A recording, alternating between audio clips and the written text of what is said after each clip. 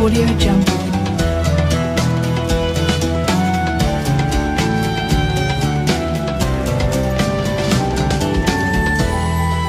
Audio Jungle. Assalamualaikum warahmatullahi wabarakatuh.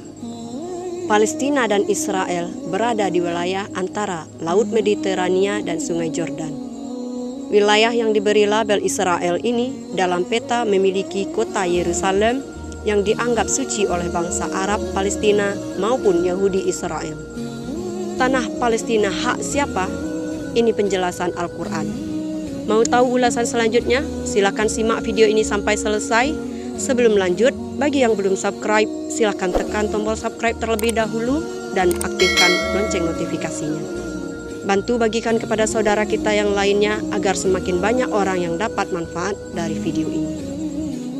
Al-Quran menegaskan tak ada hak Yahudi Israel atas tanah Palestina. Tanah Palestina adalah tanah umat Muslim. Orang Yahudi atau orang-orang yang tidak beriman kepada Allah Subhanahu wa Ta'ala tidak memiliki hak untuk memerintah di tanah Palestina.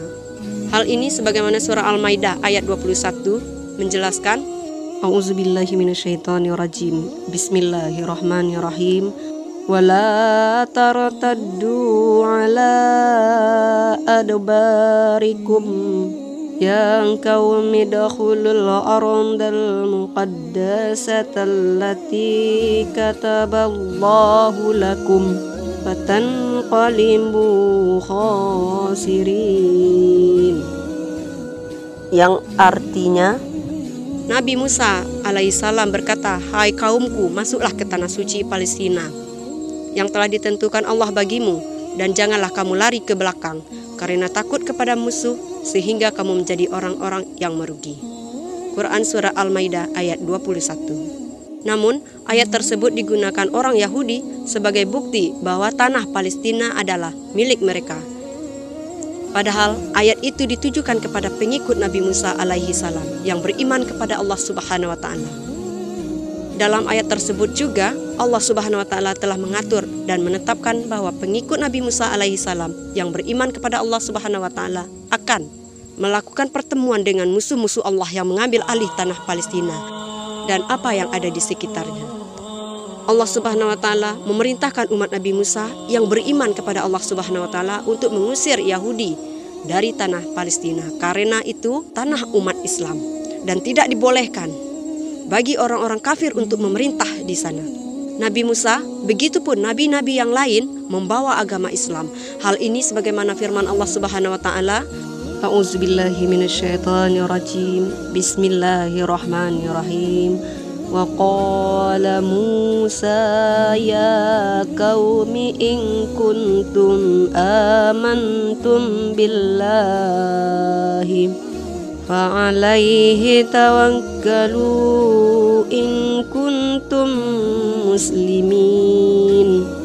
Quran Surat Yunus ayat 84, yang artinya, dan Musa berkata, "Wahai kaumku, apabila kamu beriman kepada Allah, maka bertawakallah kepadanya."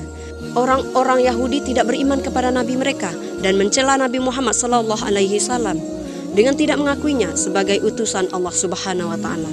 Mereka menganggap Nabi Muhammad SAW tidak punya hak untuk tidak beriman kepada Nabi Musa.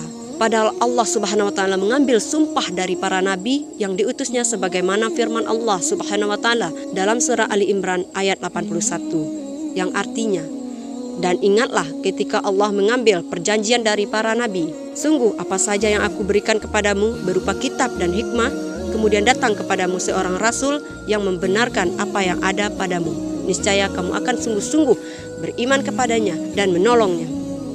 Allah berfirman, apakah kamu mengakui dan menerima perjanjianku terhadap yang demikian itu?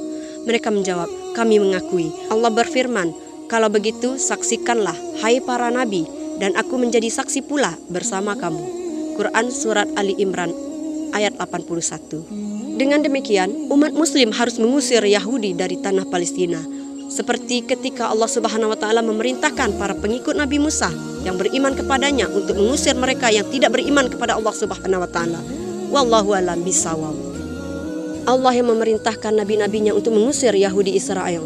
Bagaimana dengan kita umat Nabi Muhammad Sallallahu Alaihi Wasallam? Apa yang harus kita perbuat? Bagaimana cara kita mengusir Zionis Israel di Palestina? Memberi kemerdekaan seutuhnya untuk saudara kita di Palestina. Silahkan tinggalkan pesan di kolom komentar. Ayo, jadi manusia bermanfaat untuk manusia lain. Sebaik-baik manusia adalah yang paling bermanfaat bagi manusia. Karena sesungguhnya ketika kita berbuat baik kepada orang lain, manfaatnya akan kembali kepada kita.